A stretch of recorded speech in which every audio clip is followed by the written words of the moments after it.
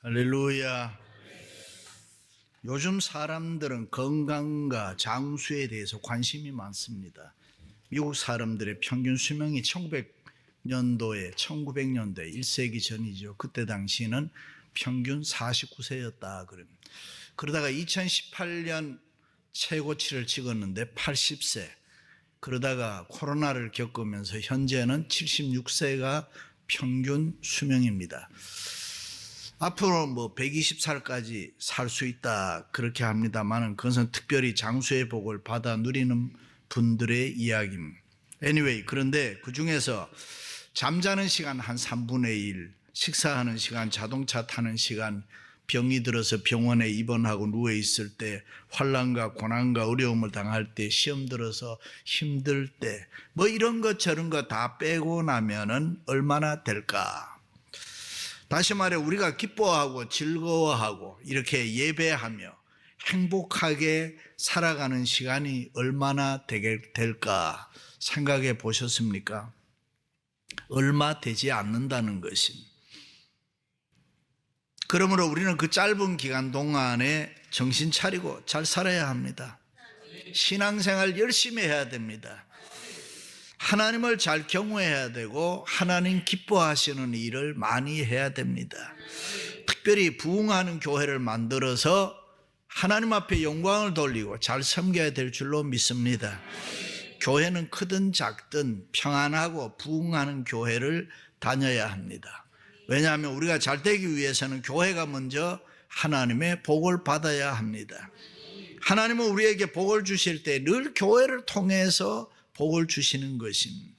하나님은 교회 보고 내가 하는 사업을 축복하십니다. 가정과 자녀의 복도 교회를 보고 하나님이 복을 베풀어 주십니다. 교회를 통해서 나라의 정치와 세상의 여러 가지 일들을 통치하시는 것입니다. 그러므로 우리가 섬기는 교회는 이 생명의 공동체이기 때문에 반드시 부흥하고 자라나야 합니다.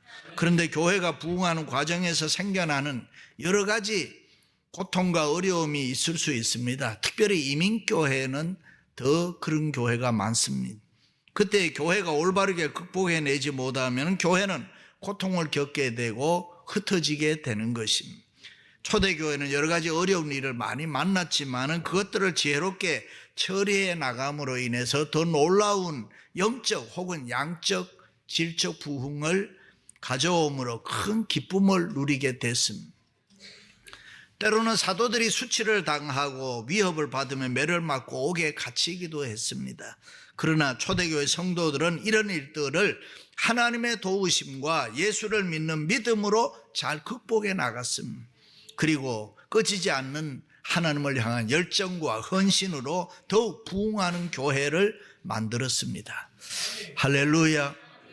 우리 교회도 지난 한 20여 년 동안에 건축 문제 때문에 고통과 아픔이 많았지만은 여러분들의 믿음이 흔들리지 아니하고 더 좋은 교회의 모습을 만들 수 있었던 것은 하나님의 은혜요, 하나님의 축복인 줄로 믿습니다.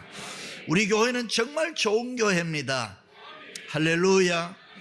그렇다면 왜 교회가 부흥해야 되느냐? 교회는 우리의 안식처이기 때문에, 교회는 우리의 피난처이기 때문에, 교회는 우리의 소망이기 때문에 그렇습니다. 우리가 이 세상 살다 보면 때로는 어렵고 힘든 일을 만나는데 그때에 교회가 든든히 서 있으면 걱정할 필요가 없습니다. 때로는 앞이 전혀 안 보이고 되는 일이 없어도 교회만 은혜스러우면 다 잘 된다는 것입니다. 믿으시면 아멘. 교회는 우리의 영적 힘의 중심지고 삶의 중심지이기 때문에 교회가 방주의 사명을 다하고 평안하고 부흥하면은 내 인생에 아무 문제가 없음. 그러므로 우리는 우리 교회가 평안하고 든든히 세워져 더욱 부흥할 수 있도록 기도하고 헌신해야 될 줄로 믿습니다. 할렐루야. 바울은 자기 앞에 영광스러운 교회로 세우사 티나 흠이나 주름 잡힌 것이나 이런 것들이 없이 거룩하고 흠이 없게 하려 하심이라. 다윗은 예루살렘을 위하여 평안을 구하라. 예루살렘을 사랑하는 자는 형통하리로다. 내 성 안에는 평안이 있고 내 궁중에는 형통함이 있을지어다. 할렐루야. 그렇다면은 교회 본질이 무엇입니까? 예수님입니다. 교회에서 예수님을 빼면 nothing, 아무것도 아닙니다. 교회는 살아계신 예수님이 현존해야 합니다. 교회를 세속적인 그 어떤 열매에 의해서 평가하면 안 되는 것입니다. 소는 뿔이 있습니다. 그렇다고 뿔이 있다고 다 소가 아닙니다. 교회가 사랑을 말합니다. 그러나 사랑을 말한다고 해서 또 다 교회가 아닙니다. 교회가 봉사도 하고 구제도 하고 친교도 하지만은 봉사하고 구제하고 친교한다고 해서 또 다 교회라고 말할 수 없는 것입니다. 예수님께서 많은 병자를 고치셨습니다. 그렇다고 해서 예수님께서 병자 고치려고 이 세상에 오신 거 아닙니다. 예수님은 불쌍한 사람들을 많이 도와주셨습니다. 그렇다고 예수님께서 불쌍한 사람 돕기 위해서 오셨다고 말할 수 없는 것입니다. 예수님은 교회를 세우려고 이 땅에 오신 줄로 믿습니다. 교회는 예수님이 기초입니다. 교회는 예수님이 시작입니다. 교회는 예수님이 중심입니다. 교회는 예수님이 최고의 가치인 것입니다. 예수님이 계셔야 합니다. 무엇보다도 교회는 역사적인 예수님에 대한 이 신앙의 고백이 확실하고 분명해야 합니다.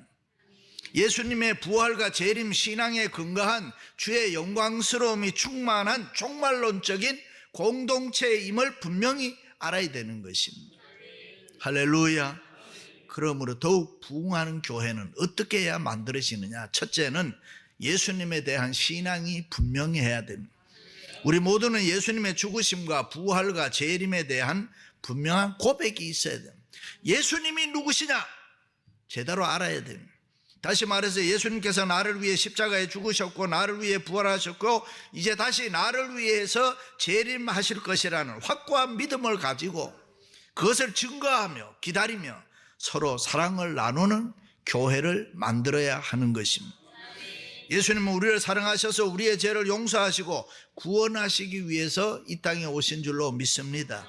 그러므로 우리는 예수님 때문에 변화돼야 되고 예수님 때문에 달라져야 되고 예수님 때문에 은혜와 축복을 받아야 되는 것입니다. 우리는 예수님 때문에 중생을 경험해야 합니다. 중생은 born again, 신비스러운 것입니다. 성령의 체험입니다. 일찍이 예수님께서 유대 바리새인 지도자 니고데모에게 진실로 진실로 내가 내게 이르노니 사람이 거듭나지 아니하면 하나님 나라 볼 수 없느니라. 그 소리를 듣고 니고데모는 그게 무슨 말씀입니까? 물었을 때에 예수님께서는 육으로 난 것은 육이요 영으로 난 것은 영이니 성령으로 거듭나야 된다라고 말씀을 해주셨습니다. 사람이 거듭나지 아니하면 중생하지 아니하면 천국을 볼 수 없다 그랬습니다. 믿습니까? 사도 바울은 처음에 예수님을 박해하는 사람이었습니다. 율법을 신봉하는 사람으로 늘 교회를 핍박하니까 성도들을 핍박했습니다. 그래서 그는 때로는 로마의 법을 어기면서까지 예수 믿는 사람들을 잡아들이고 죽이기 위해서 공문을 가지고 다메섹까지 내려갔던 사람. 그런데 그가 다메섹 도상에서 예수님을 만났습니다. 사울아 사울아 내가 어찌하여 나를 핍박하느냐? 주님의 음성을 들었을 때 주여 누구시니까? 나는 내가 핍박하는 박해하는 예수다. 이 충격적인 주님의 음성을 들을 때에 바울의 생각과 마음과 바울의 인생이 완전히 다 컨버전 뒤집어졌습니다. 그렇습니다. 바울은 지금까지 자기가 가진 율법의 지식으로 율법주의자로 예수님을 보았습니다. 그런데 이제는 생명 대신 예수님을 통해서 율법을 보게 되는 것입니다. 예수님을 통해서 사람을 봅니다. 예수님을 통해서 이 세상을 봅니다. 예수님을 통해서 이 세상을 살아갑니다. 예수님 없이는 못 살아갑니다. 예수님께 미친 사람이 되어버렸습니다. 그렇습니다. 담배 피우던 사람이 담배를 안 피운다. 술 먹던 사람이 술을 안 먹는다. 노름하던 사람이 노름하지 않는다. 뭐 그 어떤 직업을 바꾸었다는 그런 얘기 아닙니다. 예수님께 대한 신앙이 분명하게 달라졌다 그 말입니다. 그렇습니다. 누구든지 구원과 생명 되시는 이 예수님에 대한 신앙 고백이 분명해야 됩니다. 누구든지 예수님을 만남으로 이루어지는 이 신비스러운 성령의 체험, 생명의 체험을 해서 변화가 돼야 되는 것입니다. 그것이 중생인 것입니다. 어떤 분은 이런 이야기, 나는 모태신앙이다 라는 한 분들이 있어요. 사실이지 모태 때부터 무엇을 믿는다는 말입니까? 그냥 멋모르고 부모 따라 다닌 것입니다. 그런가 하면 또 어떤 사람은 세상에서 방탕하다가 예수 믿는 사람들은 한번 컨버전 뒤집어질 때가 있습니다. 터닝 포인트가 있다 이 말이에요. 그러나 모태부터 믿는 사람들은 물에 물 탄 듯하고 분명한 신앙이 없습니다. 어디서부터 시작인지 아리송할 때가 있습니다. 그러므로 분명한 것은 우리가 언제 어디에서든지 예수님을 분명하게 만나는 중생의 체험, 성령의 체험이 있어야 한다. 그렇지 않고는 무감각한 상태에서 수십 년 교회 다니면서 직분을 받아서도 그를 꼭 거듭난 크리스찬이라고, 중생한 성령의 사람이라고 얘기할 수 없습니다. 가짜로 속고 살아가는 거죠. 그러므로 어느 순간인가 우리는 한번 부딪혀 봐야 되는 거예요. 예수님을 체험해야 된다. 내가 믿는 예수님이 누구냐? 예수님을 만나고 예수님에 대한 신앙 고백이 분명해야 되는 거예요. 예수님이 내 구주입니다. 할렐루야. 좌우간 다메섹에서 일어났던 사도 바울의 체험과 같은 것은 아닐지 몰라도 디모데처럼 어떤 형태로든지 예수님과의 만남, 신앙의 고백이 분명히 있어야 하는 것입니다. 마틴 루터는 수도원에서 거룩하게 살며 예수님을 믿는 사람이 신부였으니까요. 그는 깨끗하게 평생을 살려고 했습니다마는 진정한 은혜를, 성령의 체험을 하지를 못했습니다. 그래서 그는 늘 내 죄 하면서 길티의식에, 죄의식에 붙잡혀서 살았습니다.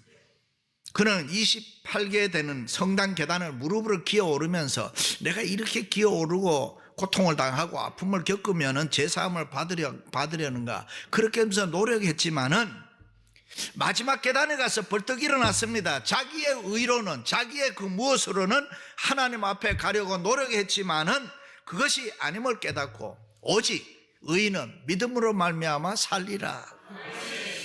말씀에 의해서 벌떡 일어나 버렸습니다. 이렇게 중생을 체험해서 중생한 사람은 지난날의 생활을 다 끊어버리고 새로운 생활하는 걸 좋아합니다. 옛사람이 죽고 새 사람으로 거듭난 거지요. 율법 앞에서 죽고 예수님으로 살아가는 거죠. 일찍이 바울은 오라 나는 공고한 사람이로다. 누가 이 사망의 몸에서 나를 건져내랴 탄식했습니다. 그러던 그가 금방 주 예수 그리스도로 말미암아 하나님께 감사하리로다. 그리스도 예수 안에 있는 자에게는 결코 정죄함이 없느니라. 할렐루야. 그런 고백의 신앙으로 살아갔습니다. 여러분들도 신앙의 고백이 분명하시기를 주님의 이름으로 축원합니다. 두 번째는 예수님을 열심히 전도해야 합니다. 사도 바울을 보면 그가 예수님을 만나자마자 바로 그 다음 날부터 예수님 증거하기 시작합니다. 전도합니다. 그랬더니만 문제가 여러 가지로 발생했습니다. 사울이 예루살렘에 가서 제자들을 사귀고자 하니 다 두려워하여 그가 제자됨을 믿지 아니하더라. 주로 똑똑한 사람들이죠. 바울이 아무래도 스파이가 아닌가 의심했다 그 말이에요. 아니 어제까지 과거에 예수 믿는 사람들을 핍박하고 죽였는데 이제는 예수 믿자고 유도하니까, 전도하니까 믿는 사람들 모두를 다 모아서 함께 죽이려고 저렇게 하지 않는가. 바울을 만나기를 꺼려했습니다. 바울 쪽에서 생각하면 기가 막힌 일이, 자기가 예수님 때문에 완전히 변화됐는데 사람들이 믿지를 않습니다. 그럼에도 불구하고 바울은 사람들이 듣든지 안 듣든지 믿든지 안 믿든지 그냥 예수님을 증거했다. 바울은 기다리고 참을 수가 없었습니다. 남이 알아주든지 외면하든지 내가 만난 예수님을 내가 증거할 수밖에 없더라 그 말이에요. 그렇습니다. 우리도 복음에 대한 절대성, 긴박성이 필요합니다. 예수 안 믿으면 지옥 갑니다. 예수 믿어야 천국 갑니다. 분명하게 얘기할 수 있기를 바랍니다. 만나는 사람마다 붙들고 전도했음. 그런데 평생 예수 믿으면서도 누구에게 예수 믿으라고 한마디 못하는 사람도 있어요. 전도한다고 해서 뭐 성경을 다 잘 알고 전하는 거 아니잖아요. 단지 내가 만나고 체험한 예수님, 그 예수님을 전할 뿐임.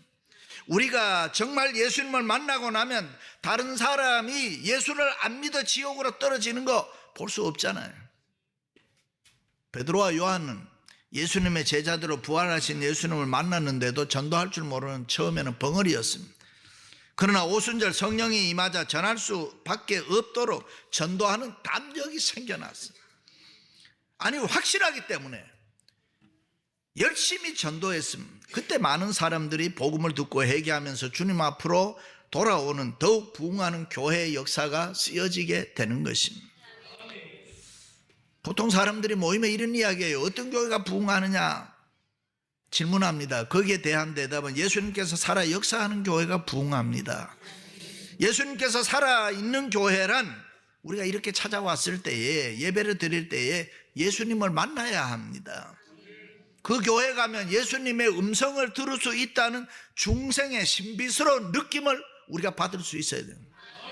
아무개야, 지난 일주일 동안에 너 얼마나 힘들었냐? 예수님의 위로와 사랑의 음성을 우리가 들을 수 있어야 돼요. 그런 교회가 평안하고 더욱 부흥하는 교회입니다. 하나님의 뜻이 살아서 역사하지 아니하고 성령님께서 위로하지 아니하셔서 은혜가 없을 때는 교회가 절대로 교회의 일을 다 하지를 못합니다. 그런 교회는 빛이 되지 못합니다. 소금이 되지 못합니다. 많은 사람에게 복음이 전파되지를 않습니다. 그래서 교회는 중생의 체험이 있는 교회여야 하는 것입니다. 어떤 술주정뱅이가 교회를 지나가다가 교회 문을 열고 안으로 들어가려고 하는데 문이 잠겼어요. 문고리를 잡고 막 흔들었습니다. 문 열려고 하는데 무슨 소리가 나니까 교회 직원이 막 쫓아나왔습니다. 왜 그러냐고. 내가 교회 들어가려고 그런다고. 누구를 만나려고 그러냐고. 교회 안에 가서 예수를 만나려고 합니다. 그러면서 막 문을 흔드니까 이 직원이 말리다가 우리 교회는 그런 사람이 없어요 이래. 예수님이 안 계시는 교회면 큰일 나죠. 그렇습니다. 복음의 핵심은 예수님을 전하는 사람이 있어야 듣습니다. 믿음은 들음에서 나기 때문입니다. 전해주는 사람이 있어야 구원의 역사가 일어난다. 물론 기도 많이 해야 됩니다. 그러나 더 중요한 것이 뭐냐? 나가서 전해야 되는 것입니다. 목사님, 전도하고 싶은데 어떻게 해야 합니까? 보통 사람들이 전도를 뭐 좀 알아야 된다고 생각합니다. 힘들게 생각할 필요 없지요. 그냥 예수 믿으라고 하면 됩니다. 예수 믿으세요. 예수 믿으면 좋습니다. 예수 믿으면 행복합니다. 예수 믿으면 짱입니다. 모든 게 다 잘 됩니다. 그러면 됩니다. 괜히 뭐 좀 잘해보려고 문자 쓰고 인생이 어쩌고 저쩌고 가르치려고 하거나 그럴 필요 없습니다. 그렇게 돈 많이 벌어서 뭐 하느냐고 아는 척도 하면 안 되는 거죠. 그러면 인생이 돈 안 벌고 뭐 해요? 돈 안 벌고 어떻게 살아요? 그래서 돈 열심히 버세요. 인생 성공하세요. 그런데 예수님을 믿으면 더 좋습니다. 예수님을 믿어야 진짜가 됩니다. 예수님을 믿으면 놀라운 하나님의 은혜와 축복이 있습니다. 할렐루야. 그렇습니다. 아무리 좋은 옥토가 있어도 누군가가 씨를 뿌려야 되는 것처럼 부뚜막에 소금도 집어넣어야 짜다고 그러지 않습니까? 부뚜막이 무슨 말인지 아세요? 부뚜막입니다. 그러므로 우리가 더욱 부흥하는 교회를 만들기 위해서는 우리 모두가 열심히 전도해야 됩니다. 누군가를 데려와야 됩니다. 주님께서 뭐라고 했어요? 강건하여 데려다가 내 집을 채우라. 할렐루야. 세 번째는 서로 사랑하고 이해해야 됩니다. 바나바가 데리고 사도들에게 가서 그랬습니다. 바나바는 사람들이 바울을 오해하고 있을 때에 그를 사랑하고 이해해 주었다. 지금까지 박해자였던 바울이 하루아침에 변해서 복음을 전하니까 그것을 그대로 받아들이는 사람이 없었습니다. 그를 따뜻하게 영접해 주는 사람이 없었습니다. 모두가 다 두려워서 만나주지 않았습니다. 모두가 위험한 인물로 취급했습니다. 그런데 그때 바나바가 나타나서 바울을 사랑하고 이해해 주면서 영접해 줍니다. 그리고 그 얘기를 다 들어줍니다. 바울의 변화된 모습을 인정해 주었습니다. 그를 믿어 주었습니다. 바울의 과거를 전혀 묻지 않았습니다. 바나바는 이렇게 해서 바울을 돕고 높여 주어서 그로 하여금 큰 역사를 이루게 만드는 것입니다. 이것을 보고 사람들은 바나바의 인간성이 좋다고 합니다. 신앙을 높이 평가합니다. 바나바는 사람들을 믿어주는 열린 사람이라고 합니다. 믿음으로 사랑하고 이해할 줄 아는 사람이다. 그렇습니다. 우리도 우리 교회가 진정 더 부흥하기를 원하신다면 서로 과거를 묻지 마세요. 과거를 얘기하지 마세요. 그저 신앙의 눈으로 지금 변화된 모습만 보세요. 과거는 어떠했던지 간에 그 사람 변할 수 있어. 박해자, 핍박자 바울을 변하게 해서 전도자로 만드신 이 하나님의 능력을 우리가 믿는단 말이죠. 아니, 나를 변화시키는 하나님의 능력이라면 저 사람도 변화시킬 수 있다, 그렇게 믿어야 하는 것입니다. 믿음으로 서로 사랑하고 이해해야 되는 것입니다. 그렇습니다. 우리가 예수님으로 말미암아 중생했습니다. 그렇다면은 다른 사람들의 중생도 믿어줘야 되잖아요. 다른 사람에 대한 사랑과 이해가 있어줘야 되잖아요. 어떤 사람은 만나면 다른 사람 흉보고 욕하고 막 그런 사람, 되게 그런 사람들은 자기의 변화가 없으니까 다른 사람도 변하지 않는 걸로 알고 살아간단 말이죠. 사람이 달라졌는데 사랑하고 이해해 줘야 되는데 주님이 과거를 묻지 아니하고 사랑하시는데 우리가 왜 묻습니까? 바나바는 바울의 현재를 보고 예수님 안에서 사랑하고 그냥 이해해 주었습니다. 할렐루야. 어떤 사람이 국제 선교대회에 참석했습니다. 주최 측이 방을 다 호텔에 2사람씩 배정해 주었습니다. 그래서 서로 들어가서 인사를 하고 이렇게 나니까 가만히 상대방을 보니까 인상이 아주 고약하게 생겼습니다. 한마디로 도둑놈 같이 생겼습니다. 밤에 잠을 자기 위해서 잠자리에 누웠는데 잠이 오질 않아요. 아무래도 옆에 누워있는 상대방이 믿음지 않는 거예요. 그래서 일어나 기중품을 주섬주섬 챙겨서 호텔 매니저에게 갖다 맡겼습니다. 그리고 이렇게 말했습니다. 아무래도 나와 한 방에 있는 사람이 믿기지 않아서 내가 이걸 갖다 맡깁니다. 그랬더니 호텔 매니저가 손님, 조금 전에 손님과 같은 방에 묵으시는 손님도 같은 용무로 다녀갔습니다. 그렇습니다. 이게 성도의 교제란 게 뭡니까? 오직 예수님 안에서 새 사람 된 것으로 인하여 사랑과 은혜를 함께 이해로 이루어지는 것이 성도의 친교고 성도의 교제인 것입니다. 그러므로 우리는 사랑과 이해가 많은 교회로 달라져야 합니다. 예수님께 칭찬받는, 칭찬 듣는 교회가 되어야 합니다. 성숙한 교회로 예수님의 기쁨이 되고 자랑이 되어야 할 줄로 믿습니다. 그럴 때 우리 교회는 더욱 부흥할 것입니다. 믿으시면 아멘. 교회가 평안하여 든든히 서가고 주를 경외함과 성령의 위로로 진행하여 수가 더 많아지니라. 할렐루야. 사랑하는 성도 여러분, 예수님에 대한 신앙이 분명하고 열심히 전도하고 서로 사랑하고 이해함으로 더욱 부흥하는 교회를 만들어 갈 수 있기를 주님의 이름으로 축원합니다.